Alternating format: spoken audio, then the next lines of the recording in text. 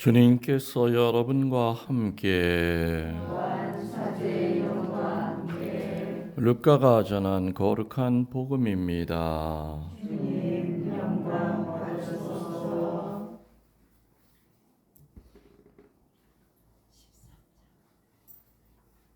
13장 22절에서 30절 말씀입니다. 그때 예수님께서는 예루살렘으로 여행을 하시는 동안 여러 고을과 마을을 지나며 가르치셨다.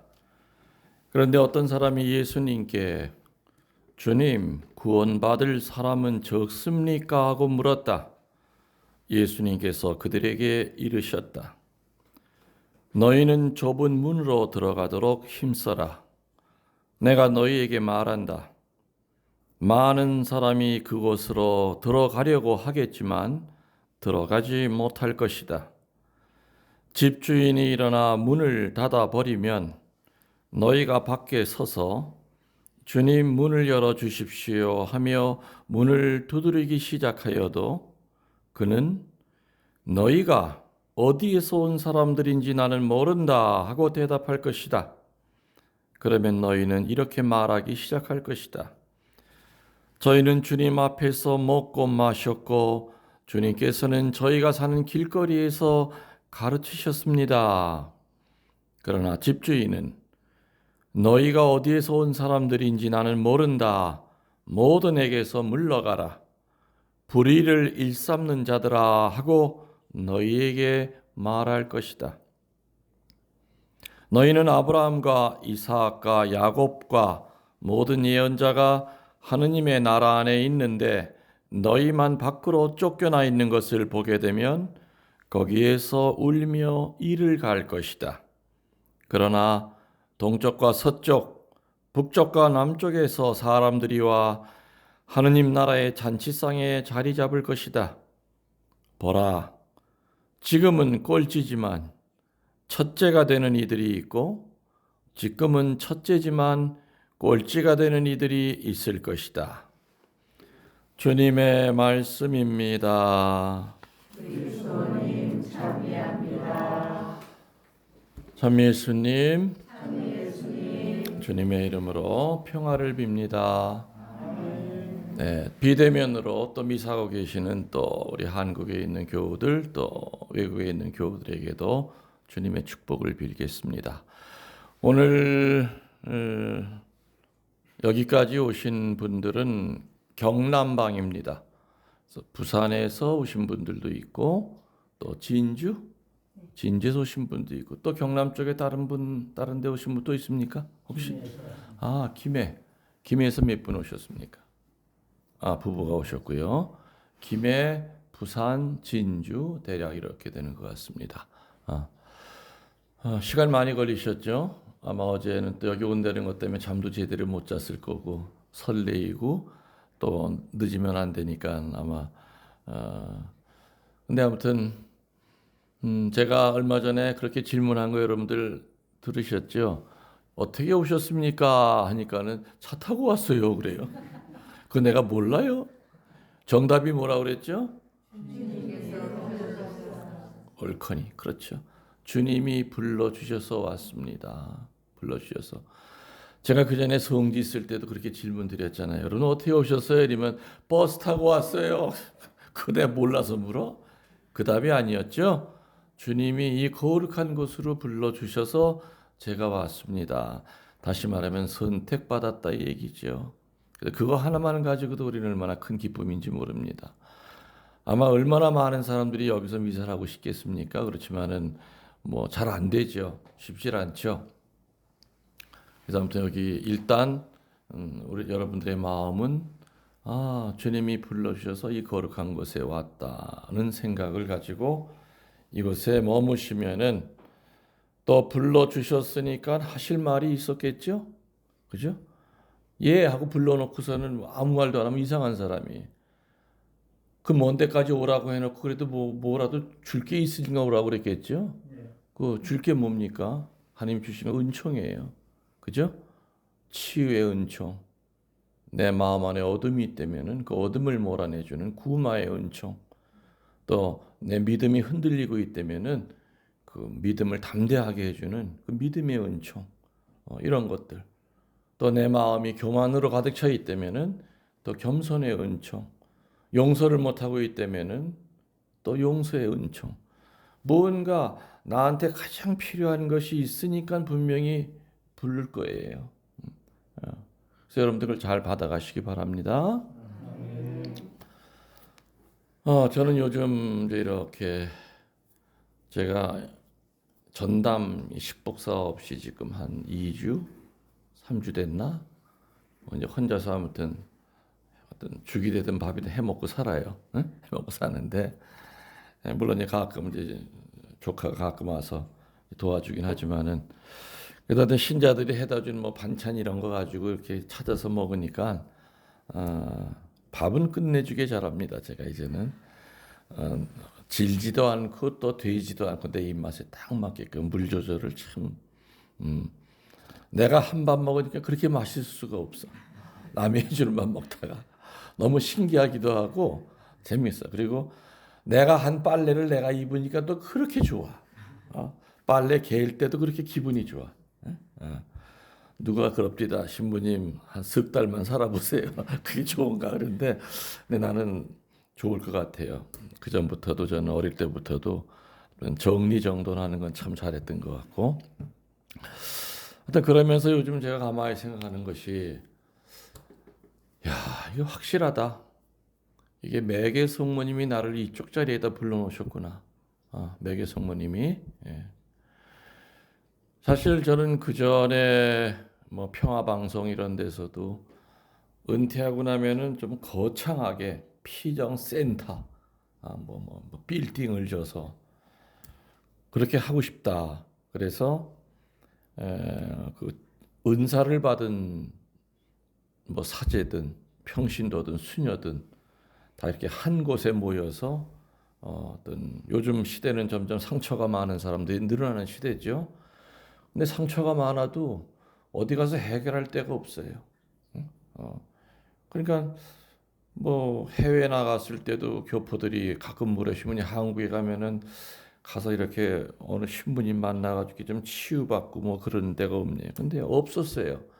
경치 좋은 데에 피정센터는 있어도 장소만 빌려주는 그런 개념이지 그 피정센터 안에 그런 치유의 능력을 갖고 있는 카리스마가 있는 사제가 있는 데는 거의 없었어요. 그럼 해외도 마찬가지예요. 호숫가에 그림 같은 피정센터 얼마나 많습니까? 뭐 카나다 이런 데도 가면 뭐 그냥 달력 보는 것 같은 그런 집들이 많죠. 근데도 그냥 빌려만 주는 장소예요. 그냥 뭐 좋은. 근데 거기 가서 혼자서 어떻게 치유받으려고 애쓸 뿐이지 이건 되질 않아. 그래서 저는 그 전부터도 은퇴하면은 그런 그 치유센터를 여러 카리스마가 있는 분들이 혼자 활동하다 보니까 오해를 받아요. 그죠? 그러다 보니까는 자꾸 이렇게 왕따도 당하고 그래서 그런 분들을 한데 모아서 치유의 은사, 구마의 은사를 갖고 계신 분들을 한데 모아서 그 일을 하게 하자는 것이 제 처음에 의도였는데 이제 그런 게 좀 많이 좀 바뀌었죠. 방향이 바뀌고 일단은 이 집을 오기까지도 그렇게 쉽지 않았어요. 은퇴하고 난 다음에. 그래서 원래 살려고 했던 집은 아예 앞에 그 길이 하천부지가 되는 바람에 서류 한 장도 못 내고 한 7, 8개월 동안을 그냥 월세를 살다가 마침 이 집이 나왔는데 이 집도 13년 전에 제가 축성을 한 집입니다. 본당 신부할 때. 그땐 밤에 와서 축성을 했기 때문에 뒤에 뭐 느티나무가 있었는지 그것도 몰랐죠. 와서 후딱 성수만 뿌리고 갔기 때문에. 근데 이 집이 낫다고 그래서 와 보니까는 뭐 그냥 일반 뭐 조립식 집이었어요. 허름한 집. 2층도 있었지만 여기 올라오지도 못했어요. 뭐 쿨럭쿨럭 거려가지고 뭐 10사람만 올라가도 무너지는 여기 왜 올라가냐고 그럽니다. 전 주인이. 근데 나 여긴 필요하고 그래서 거의 다 뭐 새로 다 뜯어서 고친 거죠. 애치빔 그냥 굵은 걸로 다 이렇게 해가지고 그래서 하여튼 또 와보니까 옆에 또 뭐 연못도 또 그림 같은 연못이 있고 저 뒤에 뒤에 한번 뒤돌아보세요. 저 복숭아밭이에요. 내 건 아니지만은 저 절 거예요. 조금 아까 지금은 안 보이는데 스님이 계속 복숭아 따러 왔다 갔다 뭐 이제 그 다녔는데 예. 봄 되면 얼마나 이쁘겠습니까? 여러분 이 동네 들어오면서 양옆에 과수원들 많은 거 보셨죠? 사과밭도 있고 복숭아. 그 전에 제가 이렇게 본당 신부하면서 이 상평 공소에 미사로 올 때마다 기분이 되게 좋았어요. 아, 여기 참 평화롭다. 정말 양옆에 그냥 복숭아밭. 그래서 일부러 뭐 이제 뭐 살구꽃 피고 막 복숭아꽃 피고 그렇게 되면은 아주 미사 올 때마다 너무 행복했던 기억이 나요. 근데 내가 여기서 살게 되리라고는 생각을 못했던 거죠. 그냥 성원이 불러주신 거예요. 그리고 뭐 이 앞에고 뭐고 이제 여러분들 9월 이제 중순서부터 이제 조경이 시작이 됩니다. 조경 회사에서 딱 2달 정도를 봅니다. 그렇게 되면은 물론 이따 밑에 내려가서 노트북에 있는 사진을 한번 보여드릴 겁니다. 어떻게 바뀔지. 그리고 또 그 앞에 이제 또 집이 한 채 있지만은 그 집도 이제 구입을 했습니다. 그래서 그 집에 딸린 평수가 한 500평이 돼요. 저 밑에까지. 거기도 이제 하나하나 이제 해 나갈 겁니다. 뭐 신자들이 와서 뭐 쉴 수 있는 공간, 뭐 또 그 밑에 있는 땅에도 또 집을 한 몇 채는 질 수가 있기 때문에 그래서 펜션식으로 여러분들이 얼마든지 이용하실 수 있고 또 쉬었다 힐링할 수 있는 공간. 그래서 이 전체 구역이 2단어로 요약이 됩니다. Peace and Healing, 평화와 치유의 공간이다. 그 성인들이 80분이 넘는데 그죠? 이분들한테 전구를 받는 것만 해도 얼마나 큰 힘입니까? 이분들이 여러분들 미사하는 거 좀 내려다 보면서 얼마나 많은 힘을 주겠어요. 전 세계에 이런 장소는 없다. 오히려 그 전에 내가 하려고 하던 데를 막으신 거구나 성모님이. 지금 생각해 보면 아주 야속했어요. 왜 이렇게 집 짓기가 힘든가? 서리 한 장도 못 내고 그 땅을 살 때는 분명히 길이었는데 사고 나서 1년 만에 하천으로 바뀐 거예요. 그래서 뭐 안 된대요. 집 못 짓대요. 그저 말단 공무원들이 맨 앞에 앉아가지고 계장 과장을 해주려고 해도 안 된대. 그 중무관 애들이 젊은 사람들이 깐깐합디다. 그래서 일단 고생만 하다가 근데 이렇게 준비를 해놓으신 터. 그래서 내가 옛날에 나 치유센터 어떤 그렇게 거창한 건 아니라 하더라도 또 저도 이제 나이가 있으니까 내 나이에 맞게끔 내가 또 스트레스 덜 받게끔 하느님이 알아서 이렇게 장소를 성모님이 정해 주셨구나 하는 걸 제가 요즘 느끼면서 행복하게 잘 살아가고 있습니다. 아멘. 아멘. 좋으시죠 여러분들도? 네. 그래서 이제 앞으로 이제 정원이라든지 또 저 밑에 있는 집도 그 밑에 계속해서 이제 해 나가면서 굉장히 아름다운 장소로 바뀔 겁니다. 아름다운 장소로 바뀌고 또 그냥 여기 발을 디뎌 놓기만 해도 아마 치유가 되고 어떤 그런 장소가 되지 않을까. 무엇보다도 동양의 루르드 성지라고 하는 감곡 성모님 순례지가 10분여 거리밖에 안 떨어져 있죠. 또 제가 있던 베티도 한 50분이면 갑니다. 여기서. 또 교통도 사실은 청주보다도 편해요. 중부 내륙으로 딱 타고 오면은 저 아래쪽에 있는 분들도 그렇고 또 서울 분들도 되게 편하게 올 수 있고 더군다나 서울 쪽에는 또 GTX가 새로 생겨가지고 그것이 현재는 충주까지 가요. 근데 충주에서 그것이 마지막이 거제도까지 연결이 돼요. GTX가. 그럼 이제 거제도 쪽에 있는 분들은 그 GTX 타고 충주 거쳐서 바로 이렇게 올라올 수도 있죠. 그래서 그 어떤 교통의 요지도 되고요. 그리고 또 이 강곡 전체가 다 이 뭐 과실이 많이 열리는 그런 동네이기 때문에 굉장히 편안하고 아름다운 그런 동네가 될 겁니다. 예, 그건 그렇고요. 자, 오늘 복음을 제가 읽었는데 어떤 내용이었습니까? 오늘 복음 어떤 얘기가 나왔죠? 기억 하나도 안 나시죠? 첫째가 꼴찌 되고 꼴찌가 첫째 된다. 그리고 또 좁은 문 얘기도 나왔죠. 나이의 관계 없이요.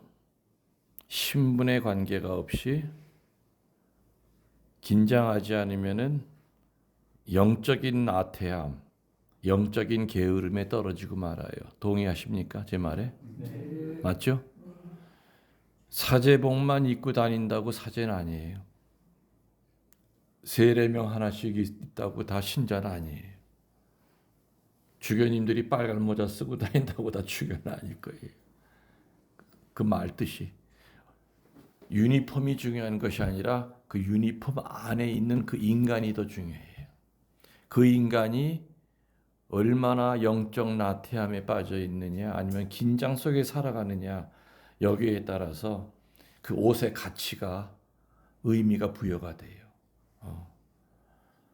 저 주교님은 정말 하느님이 낸 주교님이야. 이런 주교님도 있죠. 저 신부님은 정말 하느님이 낸 사제야.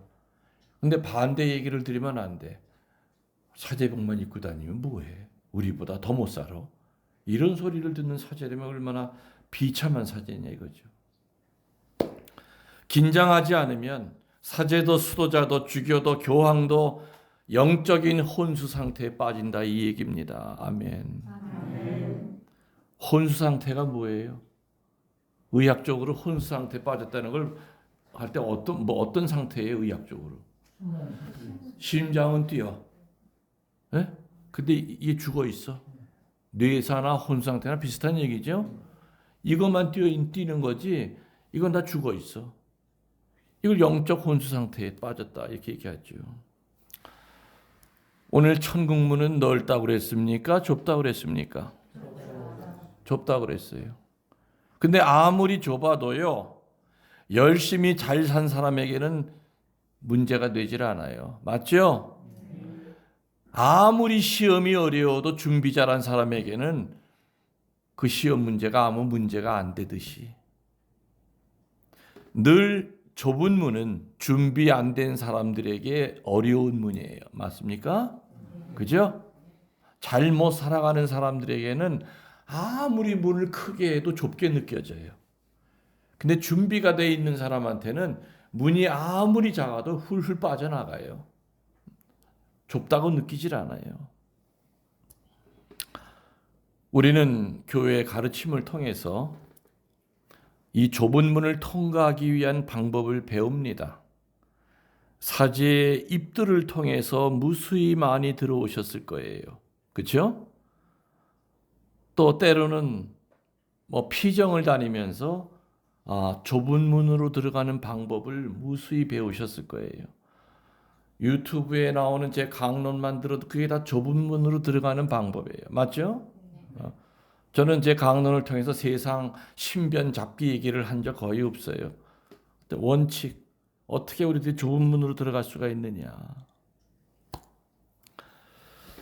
좁은 문으로 들어가는 첫 단추를 신약과 구약에서는 한결같이 뭐라고 표현했느냐? 올바른 영적 예배를 드려야 된다. 이렇게 표현합니다. 뭐라고요? 그게 바로 좁은 문으로 들어가는 신약과 구약에 나타나는 강조하고 있는 성인들의 입을 통해서도 얘기하는 2000년 동안 수많은 수도자들, 은수자들을 통해서 얘기하는 올바른 영적 예배를 드리지 않으면 절대로 좁은 문으로 들어갈 수 없다. 좁은 문으로 들어간다는 얘기는 뭡니까? 천국에 못 간다 이 얘기예요. 맞죠? 쉽게 풀이하면은 천국에 못 간다 이거예요. 신약과 구약의 일괄되게 흐르는 천국의 첫 발을 내딛는 그 올바른 영적 예배의 그 첫 단추가 뭐냐? 세 가지로 요약이 돼요. 그 전에 제가 했던 얘기. 근데 저는 괜찮아. 이미 다 까먹고 있는 걸 알기 때문에. 혹시 기억나세요? 올바른 영적 예배. 내가 아마 수백 번 했던 얘기. 신약과 구약의 일괄되게 흐르는 천국의 첫 발을 내딛는 올바른 영적 예배가 세 가지가 있다 그랬어요. 단추 그 세 개를 채워야 된다 그랬어요. 기억이 안 나죠? 첫 번째, 이러면은 아마 기억이 날까? 살아있는 제물을 바쳐야 된다. 두 번째, 흠집이 없는 제물을 바쳐야 된다. 세 번째, 직접 예물을 들고 하느님 앞에 나와야 된다. 눈들을 보니까 생전 처음 듣는 눈들이네. 아이고 이럴 수가 있어. 그럼 난 뭐야 그냥 그 수십 년 동안 떠든 게 다 어디로 간 거야. 아주 그냥 처음 듣는 그런 눈들이네. 자, 이제 것은 다 까먹었다 하더라도 적어도 오늘 들으면 잊지 마세요. 첫 번째 뭐라 그랬어요? 두 번째 험집이 아니라 흠집. 다시 해보세요. 계속 험집이라고 그래. 흠집 있는 재물을 바치면 안 된다. 험집이 아니라. 세 번째 직접 예물을 들고 와야 된다. 이 세 가지 중에 한 가지라도 빠지면 좁은 문으로 못 들어가요. 저도 사제로 살아가면서 이 세 가지를 지키려고 길을 쓰고 살아가고 있어요. 왜? 나도 천당 가야 되잖아. 다른 사람 천당 보내고 내가 못 가면 얼마나 쪽팔려. 그죠? 한평생 피정기도 신부하고 나만 연옥에서 빌빌거리고 못 끼어나오면 어떻게 창피해. 지옥에 가겠어요. 아무리 내가 못 살아도. 연옥에 머무는 시간이 그래도 여러분보다는 짧아야 될 거 아니에요. 그래도 명색이 사제인데. 그래 내가 빨리 올라가서 여러분들 끄집어내야 될 거 아니에요. 연옥에서. 그죠? 그때도 똑같이 피정하고 그럴 거예요. 천국에 가서도. 그때도 오셔. 첫 번째가 뭐라고 그랬다고요? 풀이하면 이거예요. 살아있는 기도를 바쳐야 된다. 살아있는 봉사를 해야 된다. 살아있는 희생을 해야 된다. 살아있는 순명을 해야 된다. 마지못해 하는 게 아니라 앞에 살아있는 거를 붙이면은 우리 신앙생활 절반에 살아있는 봉헌을 해야 된다. 살아있는 봉사해야 된다. 살아있는 기도해야 된다. 살아있는 용서를 해야 된다. 살아있는 희생을 바쳐야 된다. 우리 죽어있는 기도할 때가 얼마나 많아요. 그죠? 묵주는 들고 있어. 한두 번 들어본 거야. 잘 돌아가 뭐 그냥 하다가 뭐 오만 생각 다 나죠. 텔레비전 그냥 나는 능력 있어도 묵주기도 하면서 텔레비전도 볼 수 있어. 두 가지 동시에 할 수 있어. 대단한 능력이에요. 하느님은 그런 기도 안 받아요. 죽은 기도 안 받아요. 죽은 봉사 안 받아요. 죽은 순명 하느님이 안 받아요. 죽은 희생 안 받는다 이 얘기죠. 살아있는 기도 하는 거 쉽지 않아요. 살아있는 봉사하는 거 쉽지 않아요. 그렇기 때문에 깨어서 졸면서는 죽었다 깨도 살아있는 기도 못해요. 기도하다가 졸리면 어떻게 해야 돼요? 가서 세수라도 하고 와야죠. 기도하다 내가 좀 분심이 드는 걸 내가 알아. 알아요? 몰라요? 본인이? 분명 100% 알아요. 나 그거 모른다면 그거 비정상적인 인간이에요. 우리는 본인이 기도하다가 지금 딴 생각하고 있다는 걸 알아. 분심은 자연적인 거예요. 특별한 어떤 경지에 이르지 않는 한은. 대부분은 분심 속에 기도해요. 그러나 분심에 드는 걸 알면은 끊어야 돼요. 아, 분심하고 있구나 그러면은 유리창을 열고 찬바람을 쐬든지 세수를 한번 하든지 심호흡을 몇 번 하든지 다시 시작해야죠. 그래서 살아있는 기도하려면 훈련이 필요하다고 그래요. 저절로 되는 게 아니에요. 분심은 어쩔 수 없이 인간이기 때문에 들어요. 기도하다가 빵빵거리는 찻소리에도 기도 다 잃어버리잖아. 그죠? 벨소리에도 잃어버리거든. 그래서 그거를 우리가 어떻게 적응해 나가면서 그 기도의 그 강에서 벗어나지를 않을 수 있느냐, 그 훈련이 필요하다는 얘기죠. 그래서 뭔가 중단이 됐을 때는 분심을 즐겨서는 안 된다는 얘기죠. 우리는 많은 경우에 분심이 있는 걸 알면서 분심을 즐기면서 기도해요. 느끼면서 기도해요. 그건 아니라는 얘기. 그건 죽어 있는 기도죠. 아무튼 뭐 살아있는 제물을 바치는 의미는 그겁니다. 지금 피정이 아니기 때문에 길게 얘기는 할 수 없고. 여러분들 옛날 미국 피정 이런 데 보면 다 자세히 나와요. 보시면 돼. 자, 두 번째는 뭐라 그랬죠? 흠집이 없는 제물을 바쳐라. 기스라는 말이 일본 말인가요? 기스났다 그러죠, 우리. 아주 기스났어. 시계에 기스 났어. 안경에 기스가 일본말 같아. 그죠? 한국말로는 흠집. 네. 근데 기스가 더 화하다. 그지? 흠집보다는 그 이상하지? 기스 나다는 화하다. 근데 흠집 났다가 하면 안 와다.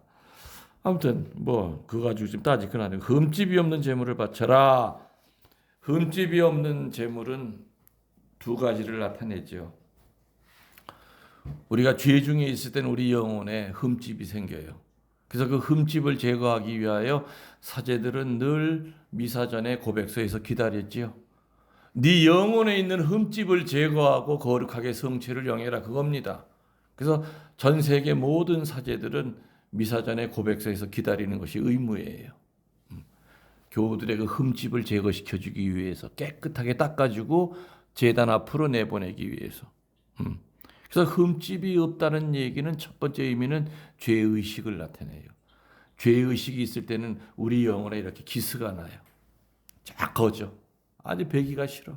배기가 싫어. 그게 첫 번째 의미고. 두 번째로 흠집이 없다는 얘기는 뭐냐?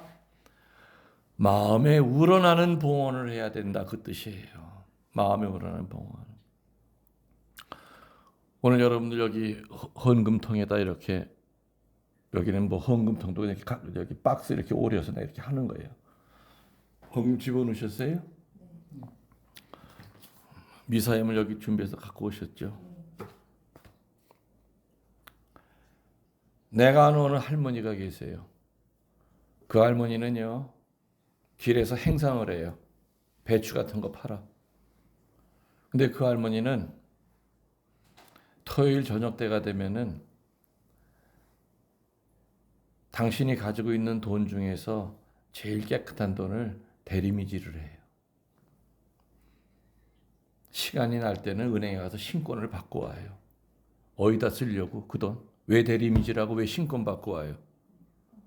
그 다음 일요일 날 흠집 없는 재물, 정성이 들어간 재물을 바치려고 오는 거예요. 그래서 항상 그 할머니가 돈을 뭐 이렇게 헌금을 많이 내는 게 아닌데도 항상 깨끗해. 그리고 항상 하얀 봉투에다가 성당 봉투가 있는데도 그 할머니는 꼭 그래서 표시가 안 나서 내가 아는 거야. 항상 흰 봉투에다가 그리고 할머니 당신 이름을 이렇게 적어요. 정막달레나 이렇게 적어요. 그래서 이렇게 보면은 10,000원도 못 내요. 힘들어 그 할머니 내가 알아. 형편을 손주 셋을 키워야 돼. 그 양반은 많이 내야 5,000원이고 보통은 1,000원짜리 3개를 집어넣어요. 근데 항상 깨끗해. 그래서 할머니 이게 돈 대림질 하시는 거예요? 이랬더니 맡으시면 어떻게 하시냐. 대림질한 냄새가 나요. 그 할머니가 한마디 해주셨는데 그게 확 와다. 자기는 토요일 날 돈을 내리는 것이 아니라 일주일 내내 구겨졌던 자기 마음을 대린대요. 그걸 대리면서 자기의 그 구겨졌던 마음 행상하면서 손님들이랑 싸워야 되잖아. 깎아주려고 깎아달라고 그러고 뭐 이거 몇 푼 남는다고 그런 것들 마음 상했던 거를 또 손주들이랑 싸웠던 거 대리미질하면서 자기 구겨졌던 마음을 핀대요. 돈을 피는 게 아니라 야 이게 바로 흠집이 없는 재물이구나. 이런 것이 부자의 그 거들먹거리면서 냈던 돈 예수님 안 받았잖아요. 가난한 과부가 부끄러워하면서 이렇게 놓았던 돈. 그 과부는 아마 그날 저녁 먹을 양식을 살 값이었을 거예요. 근데 빵 살 값을 냈다고 해가지고 하느님이 그 과부 그날 저녁에 굶겼을 것 같아요? 아니에요. 그래서 예수님 그랬잖아요. 저 여인은 자기 가지고 있는 거 모든 걸 다 냈다고 그랬잖아요. 그래서 흠집이 없는 재물을 바치려는 것은 성이 없는 재물이 아니야. 성이 없는 헌금이 아니고 오늘 여러분 여기 오시면서 그래 내일 신부님 집에 가서 드릴 헌금 준비해야지. 글쎄 뭐 다 그런 마음으로 오셨을 거 제가 믿고 싶어요. 근데 이때 내가 헌금 정리하다 보면 알아. 똘똘 말아가지고 집어넣는 사람, 구겨져 집어넣는 사람. 어떤 분은 그래도 봉투에 하얗게 해가지고 넣는 분도 있고 여기 헌금통 안에다가. 한마디로 마음에 우러나는 봉헌을 하고 준비된 봉헌을 해야 된다. 여러분도 앞으로 주일 미사 가시 전날이라도 내일 헌금할 거 선별하세요. 그리고 아예 은행에 가서 신권으로 준비해 놓고 하세요. 요거는 내가 손 안 대고 요거는 헌금할 때 봉헌할 돈이다. 그럼 마음 자세가 달라져요. 돈을 피는 것이 아니라 구겨졌던 내 마음을 펴서 온전한 마음으로 내가 흠집 없는 영혼이 내일 하느님 앞에 봉헌될 수 있도록 얼마나 하느님 기뻐하시겠는가. 그런 재물 받으시고, 그죠? 하느님은 돈의 액수를 따지시는 분이 아니잖아요, 그죠? 얼마나 정성 들이는 분이에요. 그러니까 심는 대로 거두는 거예요. 내가 쪼가리 심었으면 쪼가리밖에 안 돌아오는 거고, 온 정성을 다해 심었으면 나한테 돌아오는 거예요. 세 번째가 뭐라고 그랬습니까?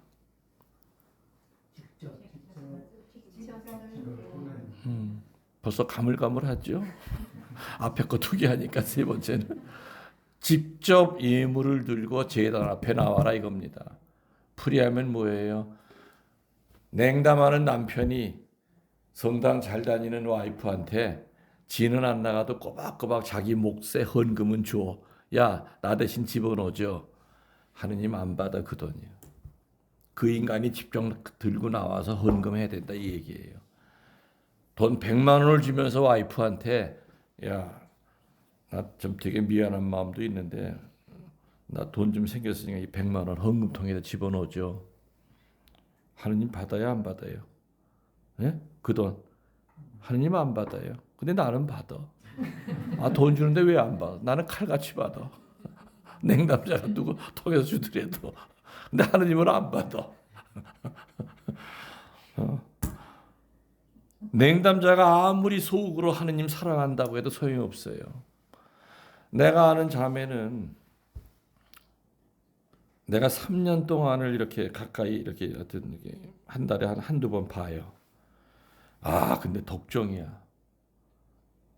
성당 안 나와. 세례 받은 지 오래됐어요. 묻잖아요. 그러면 왜 저 혼자서 기도 잘해요. 하느님 계신 거 알면 되지 뭐. 그래서 내가 야 이 인간아, 멀리 계신 아버지한테 한 달에 돈 몇십만 원씩 보내면서 1년 동안 한 번도 찾아가 보지 않네. 그게 효자냐? 너 똑같은 거야 지금 그거야. 자기는 좋은 일 많이 한대요. 뭐 돈 생기면 어디 기부도 하고. 꼭 성당에 나가야 돼요. 저 하나님 사랑한다고. 그 소용없는 거죠.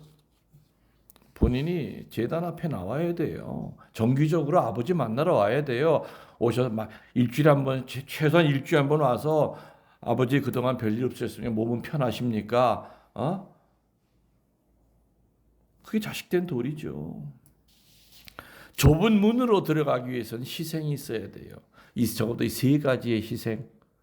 사실은 희생도 아니에요. 기본적으로 해야 될 그 첫 번째, 다시 한번 살아있는 재물, 살아있는 기도 다 쭉 얘기했죠. 두 번째, 험집이 아니라 흠집 없는 재물. 흠집 없는 재물을 바쳐야 된다. 그건 두 가지라고 했어요, 내용이. 첫 번째, 아니지. 흠집 없는 재물의 의미는 두 가지라고 그랬잖아요. 첫 번째, 고백성사. 죄 짓고 나면은 바로바로 해결하라 이거예요. 흠집 제거하라 이거예요. 두 번째는 뭐라고 그랬죠? 마음에서 우러나는 봉헌을 해야 된다. 우러나는 헌금을 바쳐야 된다. 우러나는 희생을 바쳐야 되고 우러나는 순명을 바쳐야 된다. 그게 흠집. 세 번째는 직접 제단 앞에 아버지 만나러 와야 된다 이거예요. 아버지 용돈 드리러 와야 된다 이거예요. 지 용돈은 일주일 내내 펑펑 쓰면서 왜 아버지 용돈은 찌끄레기 드리고 가? 아니죠. 아버지한테 맞게끔 용돈 드려야 된다. 이런 희생이 있어야 됩니다.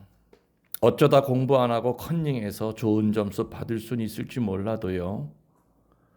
천국을 컨닝해서, 천국을 로비해서, 천국을 돈 써서 여행으로 가는 나라가 절대 아니라는 겁니다. 아멘. 맞죠? 그런 나라 아니에요. 천국은 컨닝해가지고 로비에서 돈 써가지고 줄 잘 서서 가는 그런 나라가 아니라는 겁니다. 제가 늘 얘기 많이 하죠. 천국은 선택받았다고 하는 데가 아니다. 성실히 응답해야 가는 곳이다. 먼저 불리워졌다고, 세례받은 지가 오래됐다고, 구결하고 순교자 후손이라고 내가 성지에 자주 간다고 해서 천국 가는 것은 아니라고 그랬죠. 성실히 응답해야 된다. 응답이라는 말을 다른 말로 열매를 맺어야 된다.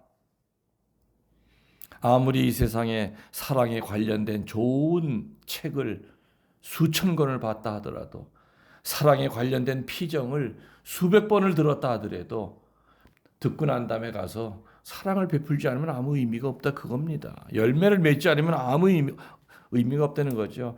얼마나 내가 구체적으로 변화되고 열매를 맺느냐에 우리는 좁은 문으로 들어갈 수 있느냐 없느냐가 달려있다는 그 뜻입니다. 여러분들, 신앙생활에 있어서는요, 제가 살아보니까 그래요. 앞으로 나가지 않으면 퇴보하는 거예요. 신앙생활에 정지라는 건 없습니다. 본인은 정지했다고 생각하지만 아니야, 퇴보하는 거예요. 이해가 되세요? 신앙생활은 앞으로 나가지 않으면 뒤로 가게, 나도 모르게 뒤로 가 있어. 자기는 저는 그냥 그 냉담하는 그 순간에 그 정도 신앙은 갖고 있어요. 천만에 아니에요. 저 뒤로 멀어져 있어요. 앞으로 나가지 않으면 퇴보, 이 둘밖에 없다고 한다면 우리는 등산하는 사람과 같이 정상을 향하여 전진하는 수밖에 없어요. 올라온 길이 아깝지 않습니까? 그렇기 때문에 등산하는 사람은 길을 쓰고 헥헥거리더라도 겨우 올라가요. 올라가서 와, 잘 올라왔다 다 그러죠. 올라올 땐 힘들어도. 둘밖에 없어. 앞으로 나가지 않으면 뒤로 가는 거예요. 서 있을 수는 없는 거죠. 이 세상에서 천국을 발견 못하면 죽어서도 천국 못 간다. 제가 많이 얘기했죠. 그래서 하느님은 맛배기로 천국, 연옥, 지옥을 느끼게 해주실 때가 많다. 많이 들은 얘기죠. 예. 마지막으로 어떤 여인의 이야기를 끝으로 강론을 끝내고자 합니다. 나는 과연 지금 하늘나라에 나의 집을 짓기 위해 건축 재료를 어떤 것으로 올려보내고 있는가. 또 구두쇠 어떤 자매가 살았대요. 오로지 자기밖에 몰랐답니다. 그렇게 돈이 많은데도 단 한 푼도 쓸 줄 몰랐대요. 근데 죽었어요. 아주 살아있을 때는 어마어마한 대저택에서 살았기 때문에 당연히 죽어서도 대저택에 살 줄 알았대요. 근데 수호천사가 자기를 데리고 살 집을 데리고 가는데 큰 집을 지나가더래. 내 정도면 이 정도에서 살아야 되는데 아예 그 쳐다보지도 마 아줌마. 또 좀 가는데 방 2개짜리 집을 가는데 그냥 휙 지나가더래. 저것도 내 집이 아니야. 그것도 쳐다보지도 마. 거기 왜 살아? 하더니 방 하나짜리 집을 지나가는데 그것도 자기 집이 아니래. 결국에는 뭐 월세, 전세 다 지나고 나서 제일 저 끝에 보니까 개집 같은 게 하나 있어. 나무떼기를 이렇게 얼기설기 해가지고 여기가 아줌마 집이라는 거예요. 아니 천사 이 양반한테 사람 무시하여도 분수가 있지. 내가 어떻게 여기서 사냐고. 그러니까 천사가 뭐라고 그랬게요?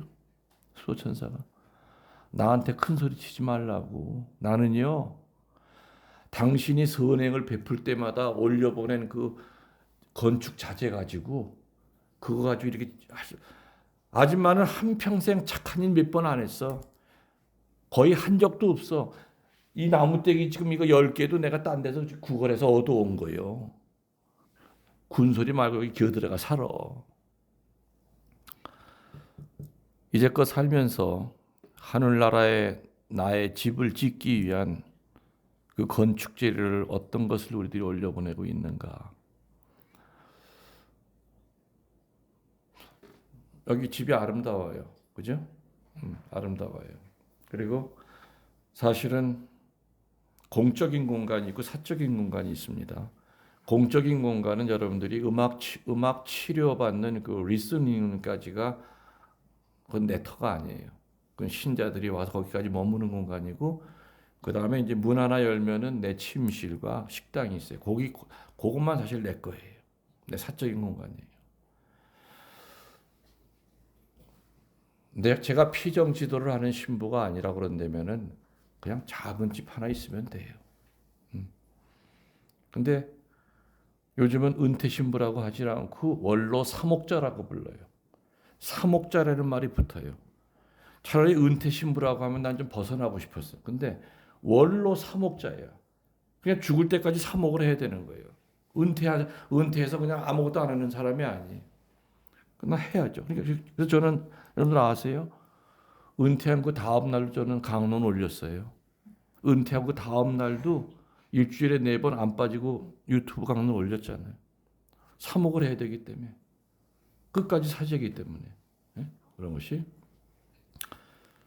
저는 이 집을 지으면서도 그래 이렇게 집을 아름답게 짓지만은 천국에서 내가 가서 살 집이 얼마나 아름다울까. 과연 내가 살 집 자재를 얼마나 올라갔을까. 그런 생각도 해봤습니다. 여러분 명심하세요. 좁은 문은 준비가 안 돼 있는 사람한테는 좁지만 준비가 되어 있는 사람에게는 절대 좁질 않아요. 그럼 준비라는 건 뭐라 그랬죠? 구약과 신약에 흐르는 그 준비된 거. 영적 준비가 뭐라 했으면 첫 번째 살아있는 제물 바쳐라. 두 번째 흠집 없는 제물 바쳐라. 세 번째 본인이 직접 제단 앞에 와서 직접 봉헌해라. 이 세 가지가 살아있는 제물을 바치는 거, 흠집 없는 제물 바치는 거, 본인 자신이 제주가 돼서 직접 제사에 임하는 거, 이 자리에 참석하는 거. 이것이 바로 좁은 문을 쉽게 들어갈 수 있는 구약과 신약에 흐르는 지름길이라는 거 명심하도록 합시다. 우리의 신앙을 고백하겠습니다. 전능하신 천주 성부